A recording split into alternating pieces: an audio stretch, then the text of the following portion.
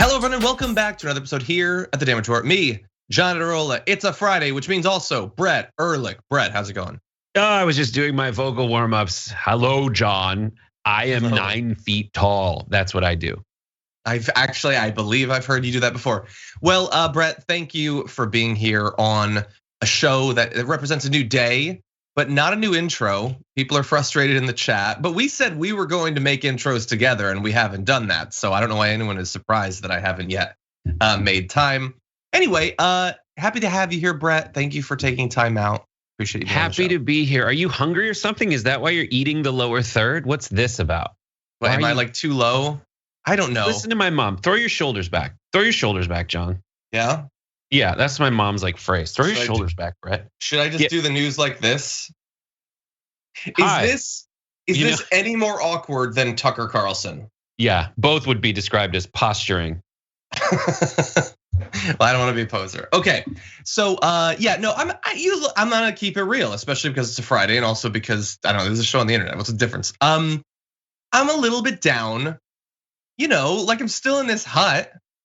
I got a COVID test days ago. God only knows where the results are. And by the way, if it was just me, that's fine. I can work from home. I'm fine. But think about there are potentially tens of thousands of people in LA that did the responsible thing and got COVID tested, but will never find out the results, presumably until after they would have already gotten over the disease anyway. So I don't know. I want to be back in the studio. I want to do a power panel with people at the desk. So I'm a little bit down. So I apologize in advance. I treat COVID exactly like I treat my driver's license, my SATs, sexually transmitted diseases, and I just don't do the test. Just don't. Just slide by without any official results. Well, anyway, maybe I'll do that next time around. But for all of you out there, thank you for being here. Despite whatever mood I might be in, we have a pledge to you to deliver approximately 90 minutes of news, and we're gonna do something like that. We've got updates on Ted Cruz, who did kind of a good thing yesterday, so you can probably guess what this update's gonna be like. A little bit more talk about January 6th. We're gonna close out this anniversary week. New social media network is about to drop. Should you get involved, we're gonna give you a little preview, updates on the insurgents, and a whole bunch of nonsense. Hey, we're gonna talk about Harry Potter. That's gonna be fun. And then we're gonna close off the show and the week the way we always do with our garbage people of the week. But in addition to that, we have a special treat. We have the results of the community garbage person of 2021. So in addition to this week's garbage person, many of you, a record-breaking number of you voted in the overall poll for all of last year, and we finally have those results. So definitely stay until the end of the show for that. Brady, on the edge of your seat, are you ready to do some news?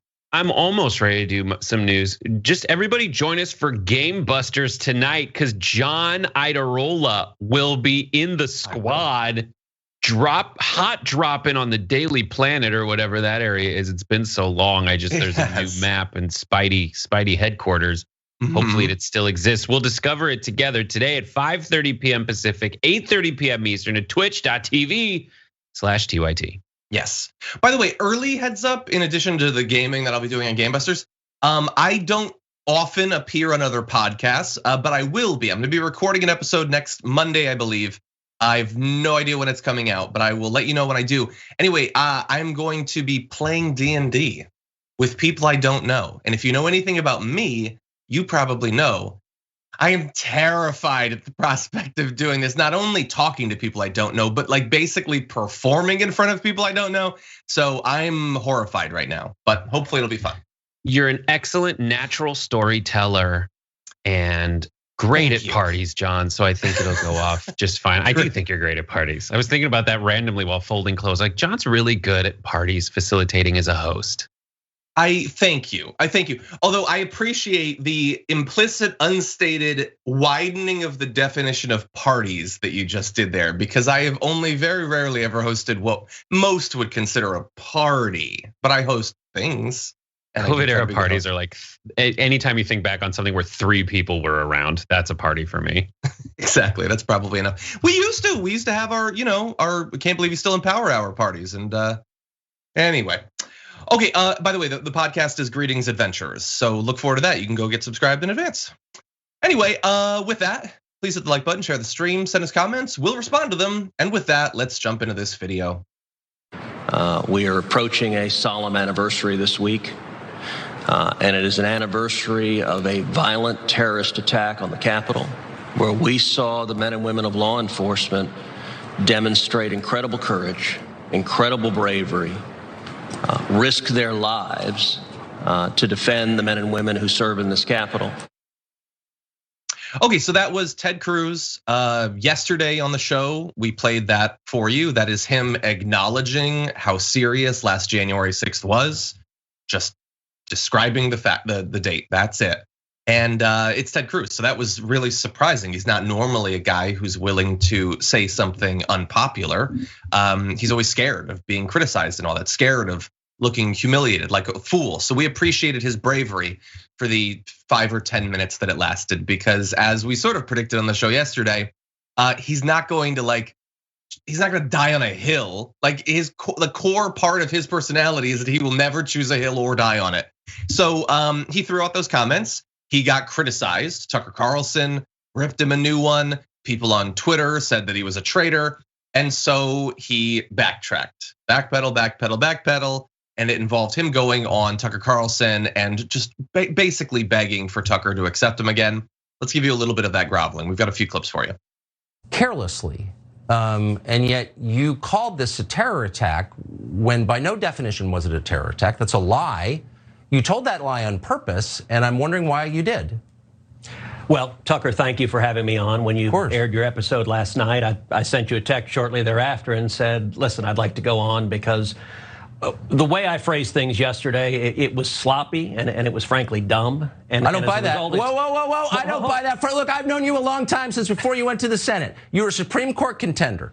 You take words as seriously as any man who's ever served in the Senate. And every word you repeated that phrase. I do not believe that you used that accidentally. I just don't. So Tucker, as a result of my sloppy phrasing, it's caused a lot of people to misunderstand what I meant. And what I meant is that I don't say words to communicate meaning. I say words so you'll love me, and now you don't. Please love me again. And so before I let Brett jump in, I want to make something clear. This is mostly going to be a segment where we rightfully, I think, and appropriately mock Ted Cruz, and we will do that. But first, really fast on Tucker Carlson. Tucker Carlson has a very different version of something that I have long pointlessly criticized Donald Trump for, which is he is seen as strong when he cannot help in his body language and speech, but be a little petty kid. So his thing where he's like, so I don't believe it. I just don't. Like, to do something like that is so pathetic rhetorically. And I understand he doesn't need to be a bastion of strength when the guy in the other half of the templated graphic is Ted Cruz, but he's pathetic too. He's also, by the way, wrong. This is not the point of this segment, but when he repeatedly says that it is by definition not a terror attack, it's a lie. Nobody could say that. Well, the definition of terrorism, according to Oxford Languages, is the unlawful use of violence and intimidation, especially against civilians in the pursuit of political aims. That's what this was.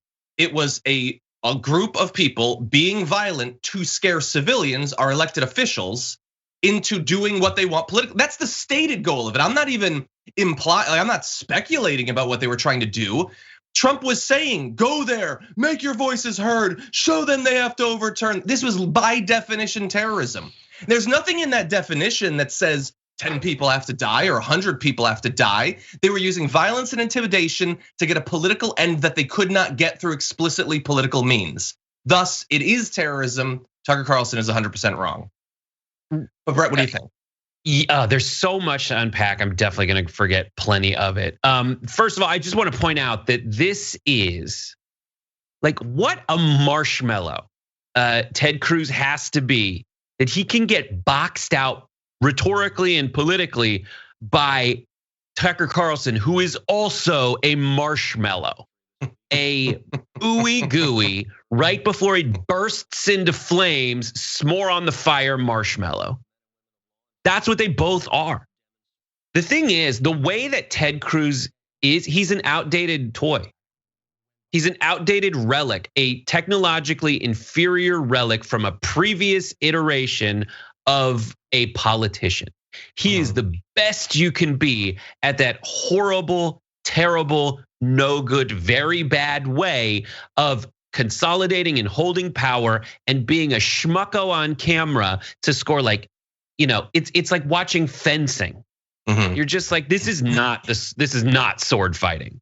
You guys are all definitely holding swords and you're doing all this stuff that like I've seen sword fighting in Braveheart. It doesn't look anything like that, but you score points somehow by like bending foily pieces of nothing against each other's bodies. And people like Trump and what? Oh, you hate it because you love fencing.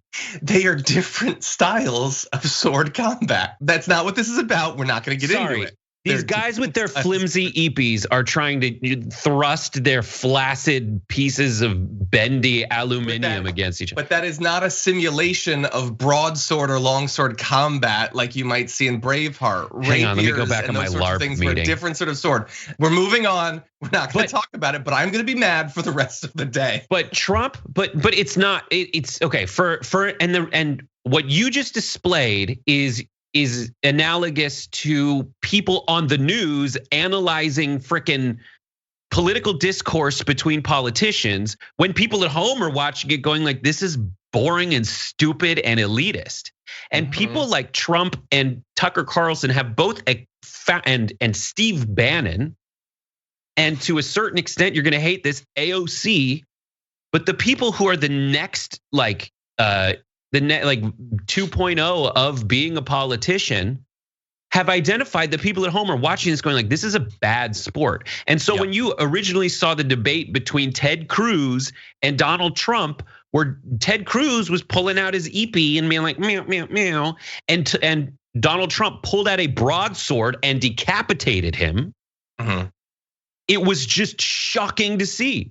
It was like the last episode of season 1 of Game of Thrones. You're like, that guy's supposed to have hero armor. Yeah, exactly. And finally, and this, I think, like, this is a huge story, and I can't believe going into the show, you're like, I'm all right. But like, this is a crazy huge story. This is Tucker Carlson, a flimsy marshmallow, realizing how much power he has to go to Ted Cruz, who thought this was a softie, thought that this interview was a thrown game, thought this was WWF, and it turned out to be MMA. Yeah. And Tucker Carlson put him in a headlock and he's bleeding everywhere and will be for the rest of his political career. Exactly, yeah. And look, for all that I absolutely despise Tucker Carlson and think that he's absolutely awful, I would give him points for the tactic of ridiculously overinflating how good with words Tucker Carlson is in an interview where you can own him. That's a great technique. It's like pre-debate. Raising the expectations for the other side. That's sort of what he's doing there. And look, he's exercising his power in the party. He does have more power than Ted Cruz because power in that party is now defined by an ability to read the purest version of what the base wants to hear and an ability to say it shamelessly and consistently, to just say whatever it is that they want to hear, to protect them and coddle them and stroke their hair very softly. And he did a better job of it this week than Ted Cruz. Ted Cruz accurately reflected reality, but there's no incentive for that.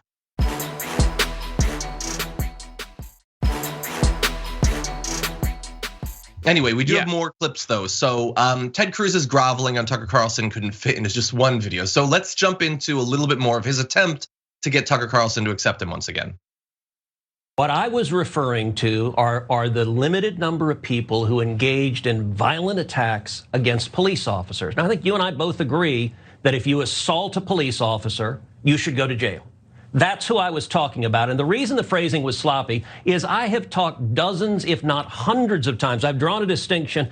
I wasn't saying that the thousands of peaceful protesters supporting Donald Trump are somehow terrorists. I wasn't saying the millions of patriots across the country supporting President Trump are terrorists, and that's what a lot of people have misunderstood that comment. Wait a second, but hold on. What you just said doesn't make sense. So if somebody assaults a cop, he should be charged and go to jail. I couldn't agree more. We have said that for years. But that person's still not a terrorist. How many people have been charged with terrorism on January 6th? Like, why'd you use that word? You're playing into the other side's characterization that, as Joe Kent just explained, allows them to define an entire population as foreign combatants. And you know that. So why'd you do it? So Tucker, he has to throw in that last 10 seconds of Alex Jones territory, like labeling a specific group of people that are receiving legal consequences for their actions as terrorists, which I don't even think legally most of these investigations are.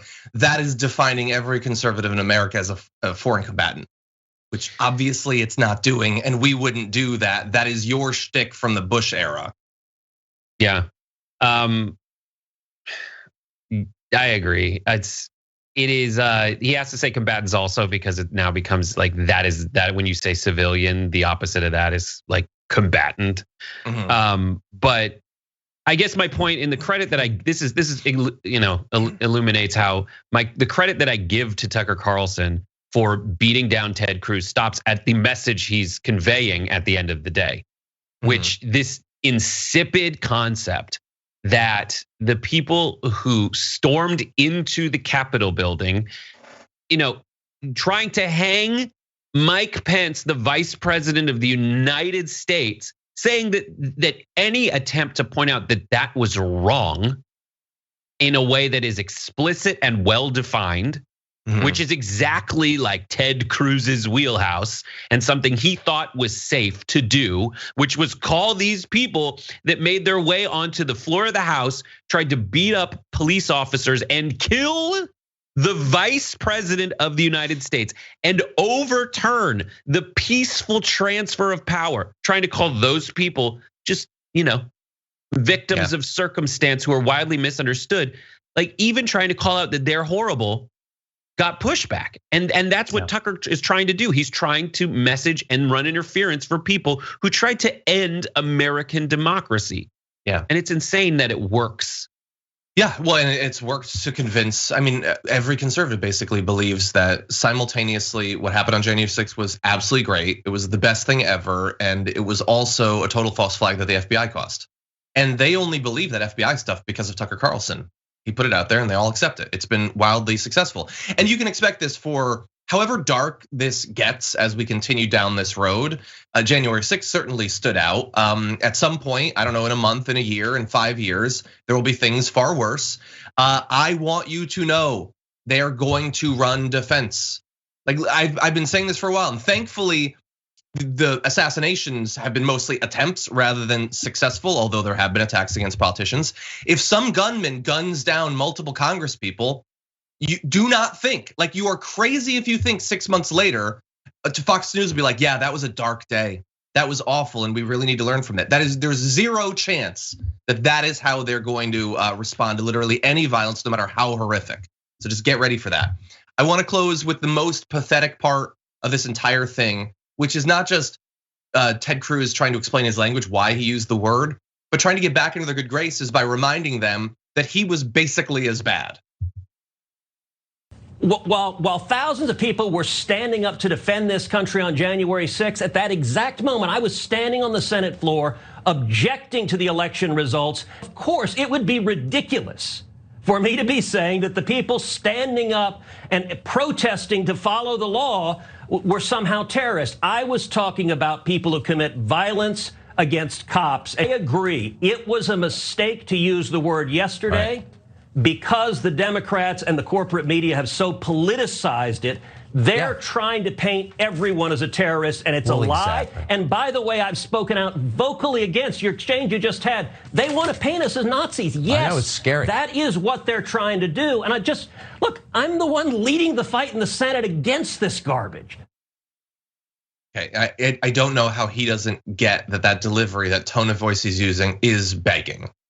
You're like, well, I'm the best. And also, again, was it terrorism or were thousands of Americans standing up to defend their country? How are you defending your country when you refuse to accept the results of an election that Ted Cruz knows was perfectly valid? He is lying about the most consequential political activities of the past few years so that Tucker Carlson's audience will like him again. It's absolutely pathetic.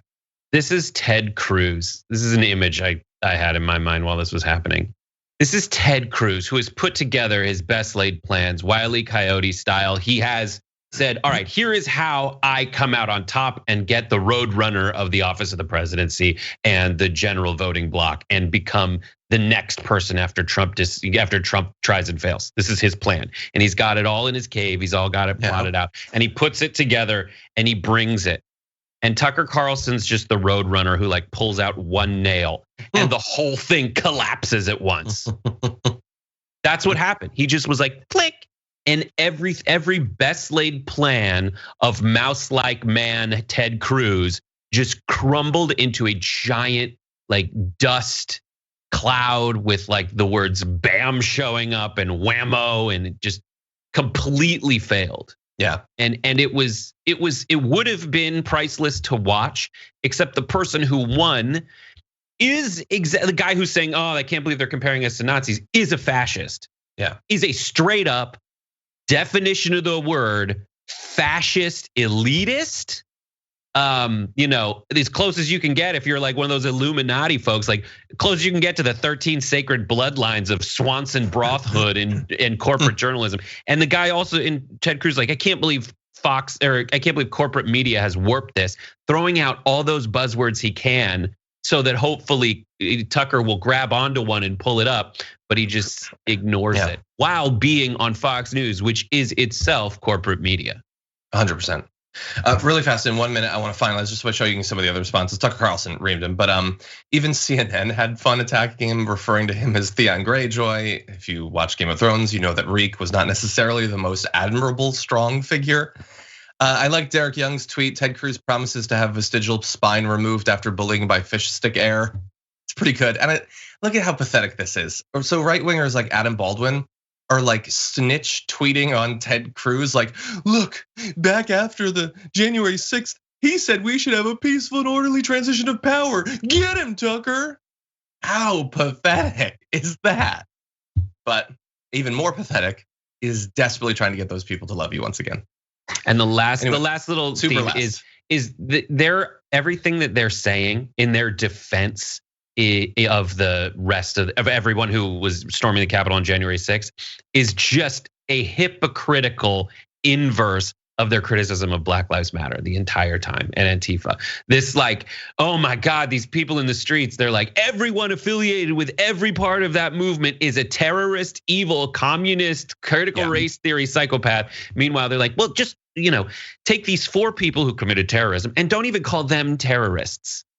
They just, it's ridiculous. Yeah, I seem to recall Tucker Carlson asking for leaders of BLM to be, I believe it was Frog March to Guantanamo Bay. I think he might have used that term. So yeah, a little bit of hypocrisy there. I don't recall them trying to assassinate the vice president during any of those protests. Anyway, we're gonna take our first break. When we come back, we got a lot more to talk about, a little bit more on January 6th, and then we're gonna move on to some insanity after this.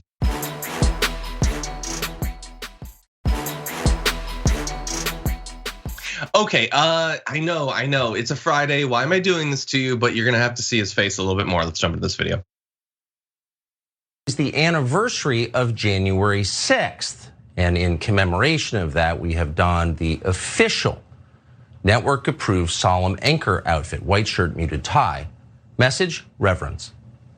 But actually, if you take 3 steps back as historical events go, if we're being honest now, January 6th barely rates as a footnote. Really not a lot happened that day, if you think about it.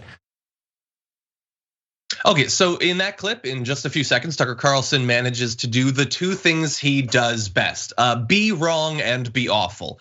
Obviously, objectively, historically, it's a significant event. Every bit of it, not just on January 6th, but the entire movement to overturn the results of an election, a president refusing to concede, refusing to go to the inauguration, sending a mob of insane people, them breaking into the Capitol, and that's, so he's obviously wrong. But let's also talk about how awful he is. The mockery. Oh, it's very somber. It's very reverent. People died. Even if he only wanted to talk about Ashley Babbitt, to mock the idea that this is a somber occasion is objectively awful. But that's of course by design, Brett. Yeah, I love it. He said Ashley Babbitt dying was nothing. I love that point. It's not particularly important. If you take a few steps back, Ashley Babbitt dying just isn't that important, according to Tucker Carlson. for all the nothing stories that Republicans harp on and right wingers and fascists harp on over and over again, nebulous things that aren't actually stories, but rather the specter of a possibility of a story happening. I'm talking about critical race theory. I watched Fox News yesterday because there was supposed to be someone on there and we were supposed to record it, but they got bumped. And watching people complain about nonsense on that show nonstop, on that network nonstop, it pales in comparison. The things that they complain about as direct threats, like the possibility of critical race theory funding being made available, though never called critical race theory. They talked about that for like 10 minutes. And nowhere in any of that story did people break into the Capitol building. That thing on the same merchandise that you buy when you're buying like something for your truck that has a giant flag and like Trump's face also on Mount Rushmore, like they tried to burn it. Yeah. They tried to destroy it. They broke windows, they climbed walls, they chanted, "Hang Mike Pence. Where are you, Nancy? We want to kill you." Yeah. That's what they did. They tried to stop democracy from happening. They tried to thwart the peaceful transfer of power. And we're looking at a video right now where a police officer, led them the other way. Yeah. Otherwise, they would have been right where the people in actually overseeing the transfer of power and making sure that what the founders, what America's all about, could continue to happen. But no, it's nothing. Because it has to be. That's the most important thing. For them, it has to be.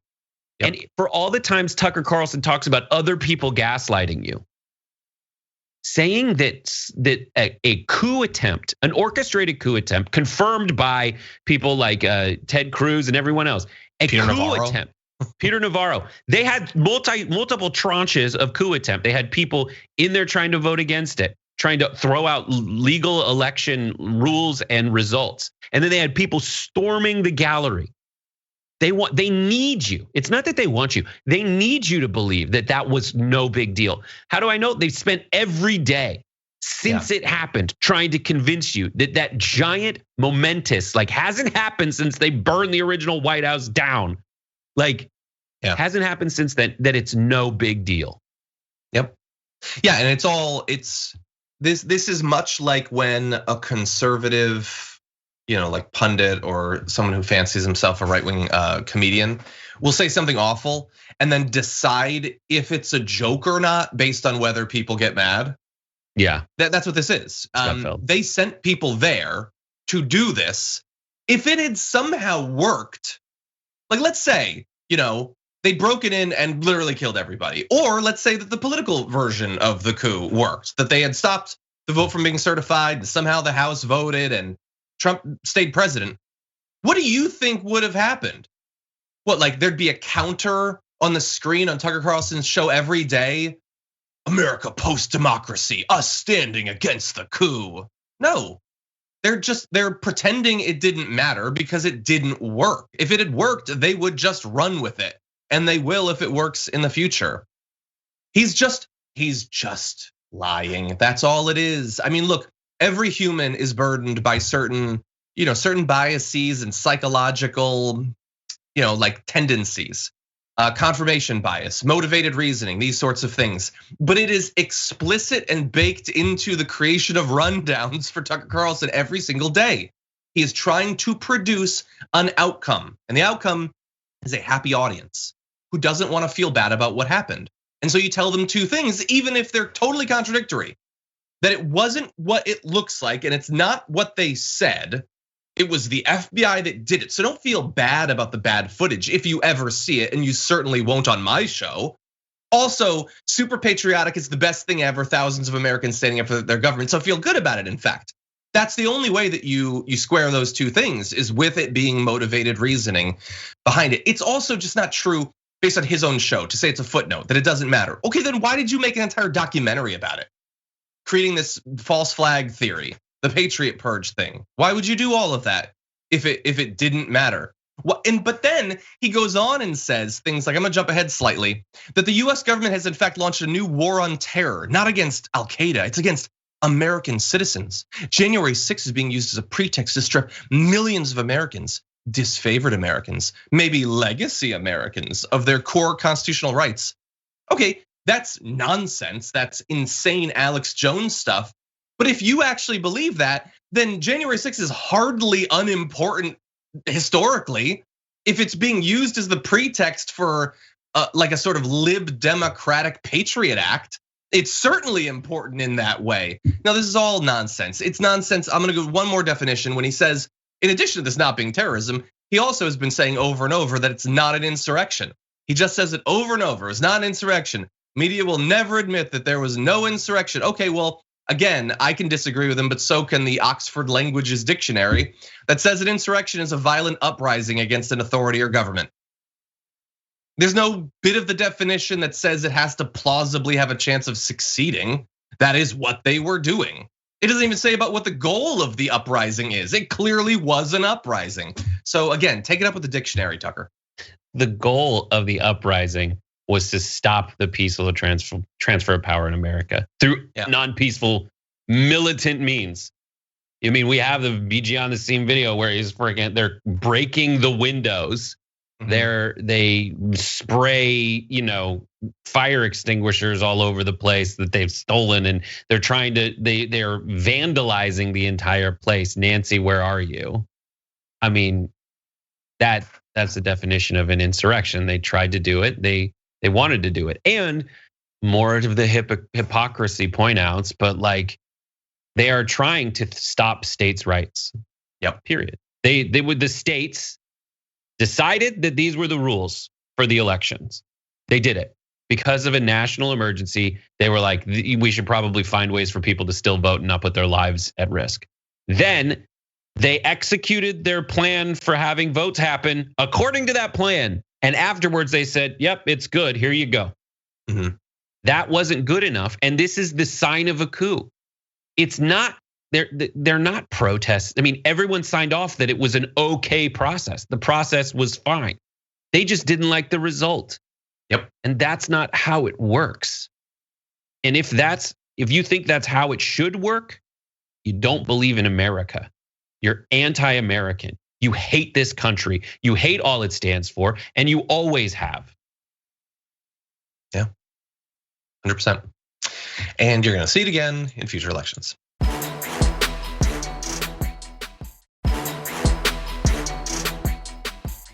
Okay, with that, we're gonna jump quickly into one more little update. When choosing what social media app to be on, there's a lot of choices, obviously. I'm active on Twitter, lots of people like Instagram and those sorts of things. But what if you've been banned from all of those for pushing Nazi propaganda or the big lie or COVID conspiracy theories? Well, you might have been out of luck for a bit, but soon, maybe not, because Truth Social is coming. Trump's long talked about social media site is apparently coming soon. If you take a look at this photo, you can see that you can pre-order it. I think it's free, so I don't entirely understand the pre-ordering. I think it'll just automatically download it when it comes out. But February 21st, 2022, about 6 weeks from now, it is apparently going to come out. And Devin Nunes, I believe, is involved in it. He's just left Congress. I guess he's got the 6 weeks he needs to make it work. We've talked previously about this when people have figured out ways to preemptively make accounts, including claiming the handles of people like Donald Trump. The entire site seems like a complete mess, Brett, but it's a mess that's coming next month. I love it. I love that it's called Truth Social.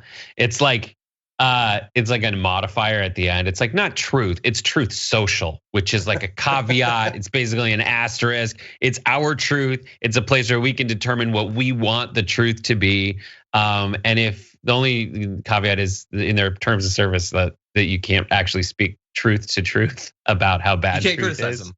I love it so much. But what if it's bad? You're not allowed to say that it's bad. It's England. It's England. You can't criticize the government even in a joking way. Like that is England. You can't do it. That is a monarchy. And if this is where the monarchy is headed, count me out. As Zazu said. I almost placed it. I could almost hear it in John Oliver's voice. Anyway, yeah, you're right. You can't criticize the actual company. I assume they're gonna look poorly on Devin Nunes. Good luck impersonating a certain cow on that site. How do you think they're going to handle criticizing Donald Trump on Truth Social? What if you say something true about Donald Trump? Do you think they're going to be okay with that? Or do you think they're going to have a little bit of cancel culture? You just kind of mentioned it, but there might be people going like, what is the cow Devin Nunes thing? Devin Nunes, California congressperson, resigned to be the head of this organization, as you pointed out. He sued a fictional cow because this guy is so dedicated to truth, and he's the guy so dedicated to free speech.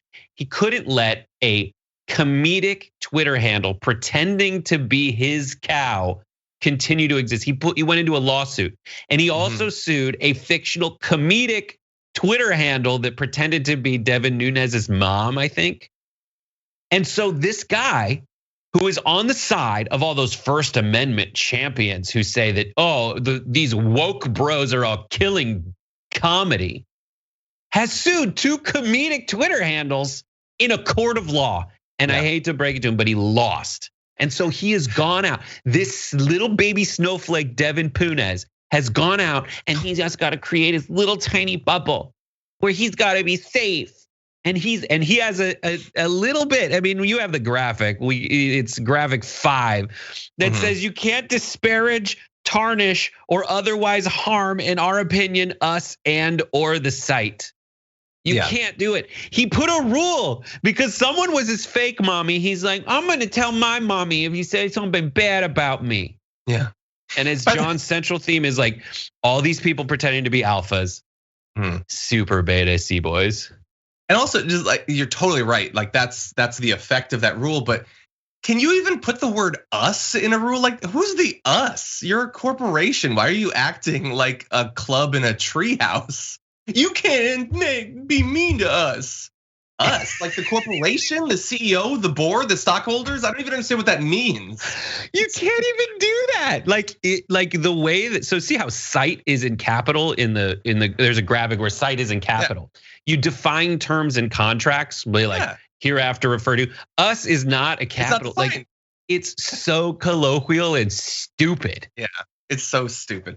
It's like fake legalese right next to us. Anyway, one little prediction, by the way. So this is gonna come out, and it's probably not gonna work, and it's probably going to fail inevitably. And Devin Nunes and Trump will make a bunch of money off it somehow, and then it'll fail, and everyone will lose everything.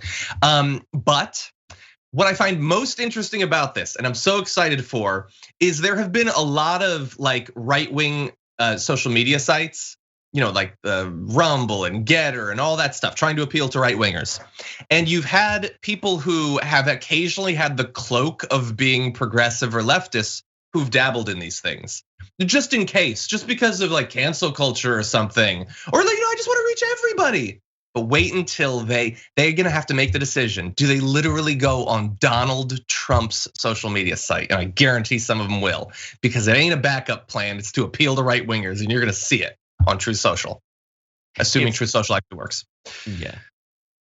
Anyway, with that, we are going to take our break. When we come back, a couple of updates on the legal status of a few insurgents, mainly because these stories are hilarious. That's coming up after this.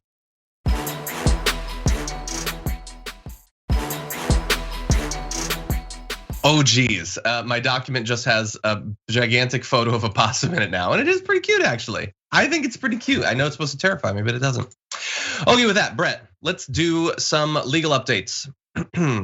Sorry, it doesn't. Yeah, we'll bring them in eventually. Don't worry.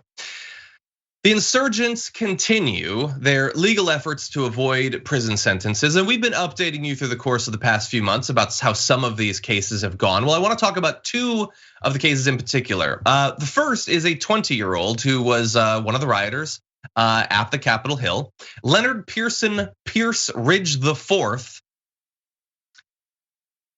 You don't hear a lot about fourths these days, so I'll just leave it at that. Anyway, he was 19 years old, drove from Pennsylvania to DC to participate in the riot. Okay, so while he was there, he apparently said on Snapchat, I think we're gonna try to block the session of Congress. In a video he shot and later shared, because again, many of them were very proud of what they were doing. Let's see, he yells out, America first, bitch.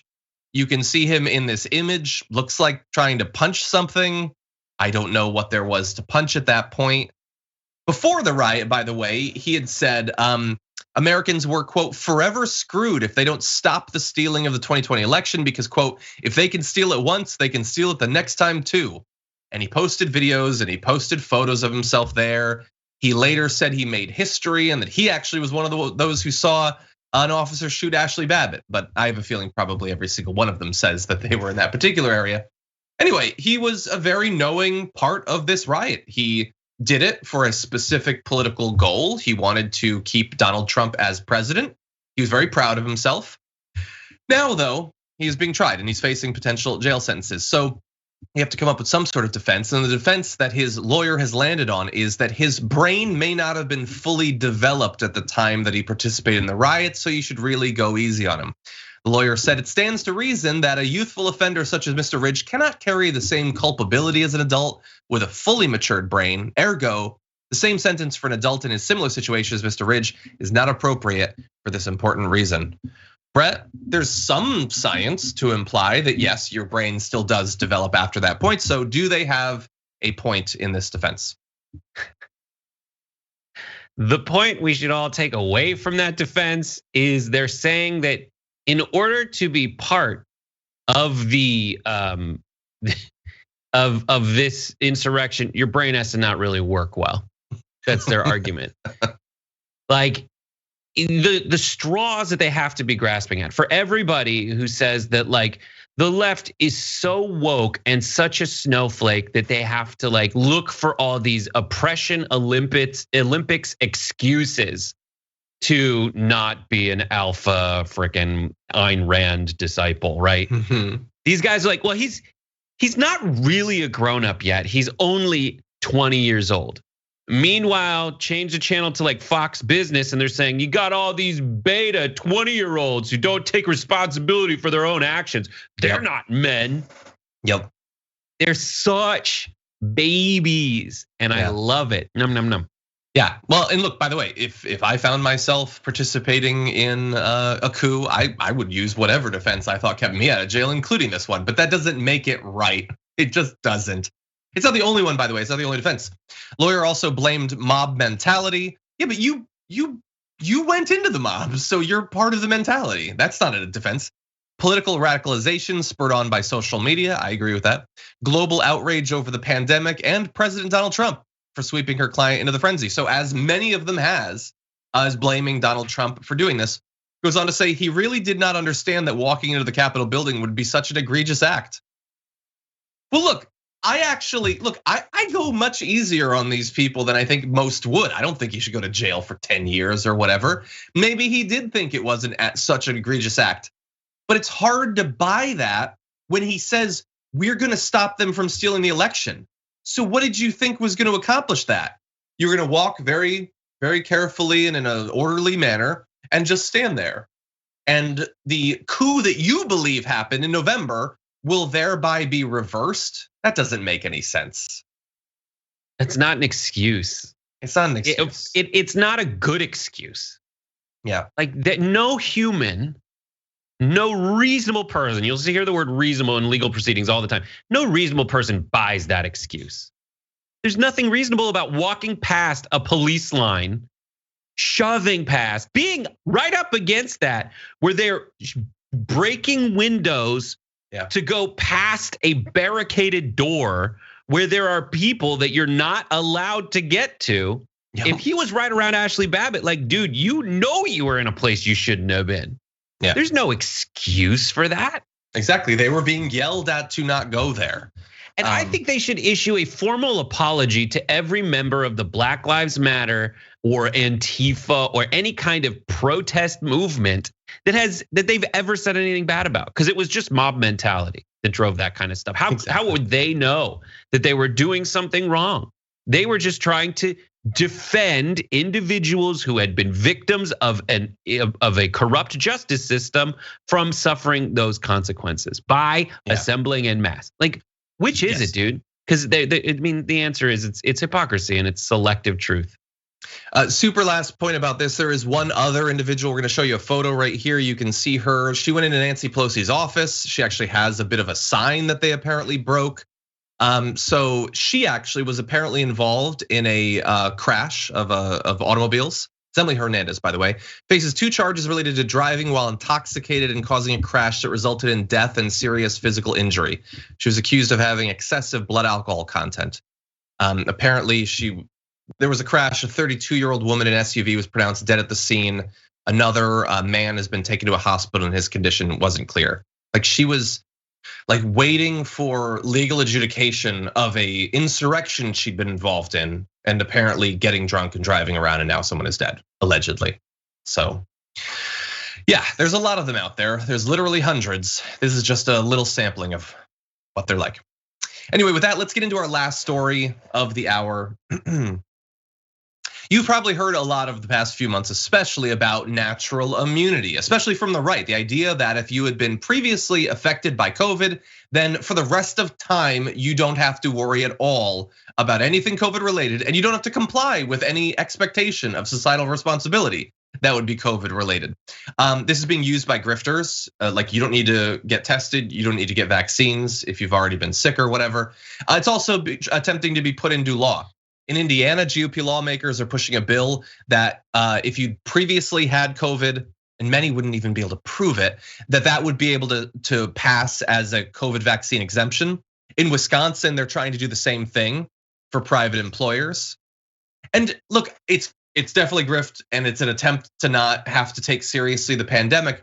But there is at least some reason that people believed that previously having been infected by this would be a defense. What I want to make clear here is that it has never been considered by serious scientists as the defense that the grifters imply it is. A 100% effective defense that will never ever wane, let alone end. And now we have new research that I want to talk about that shows that Omicron has actually made the arguments for natural immunity even weaker. Now understand this is being done by researchers in Qatar. It hasn't yet been peer reviewed, but the initial studies that had shown that coronavirus vaccines, particularly without a booster shot, are less effective than Omicron. That was scary. The idea that this new variant is not only very transmissible, but that the booster shield that you had might not be as effective as you thought. Well, prior immunity also not as effective against Omicron. The study that we're referencing here found that prior infections were 90% effective against symptomatic reinfections for the Alpha variant, the original COVID-19, 92% effective for the Delta variant, and only 56% effective for Omicron. Now, in all of these, prior infection, like vaccination, tends to produce less severe cases of COVID. Effectiveness against hospitalization and death was 69% for Alpha, 100% for Delta, and 88% for Omicron. But it is not a total defense, as you can see, against infection. In fact, less so than any of the other variants. And you can still get seriously ill, particularly in a time when 700 to over 1 million people are getting infected with this particular variant on a daily basis. Brett, what are your thoughts? I mean, there's so many people who are disingenuous, grifty actors, and in so much of the discourse surrounding coronavirus, the objective has stopped being like, let's do the smart thing medically and the legal thing constitutionally, and has started becoming like, well, how do I feel right and smarter than doctors about stuff? And that's insanity. And so anyone who's looking at any kind of, lessening their potential level of danger would say, all right, if I should probably wear a mask because that provably reduces the transmissibility. I should definitely get a vaccination and a booster because that reduces hospitalization, saving not only my life in a very measurable, very real way, but also the lives of other people who would need that bed for something completely more emergent and non-COVID related and conventionally like hospital needing than my dumbass who just didn't get a vaccine because of some reason that I found from Joe Rogan. Also, it's worth pointing out that like the viral interview with the doctor he had, the argument in that was natural immunity works because like if you think that you've gotten COVID twice, and even if you've seen a test proving that, you're wrong. That's what that guy said, and it's been disproven. Yeah, it's definitely been disproven. Anyway, the takeaway that I want people to have is you're not going to be perfectly defended no matter what. But if you had natural immunity, you should still get the vaccine and get boosted. That is what the CDC has been saying, and this new study only confirms that advice. Anyway, that is going to be all the time we have for our first hour. Thank you to all of those on our linear platforms. If you're on Twitch or YouTube or the members app, there is still another half hour coming, including our garbage people of the week. So don't go anywhere. Brett and I will be back in just a few minutes.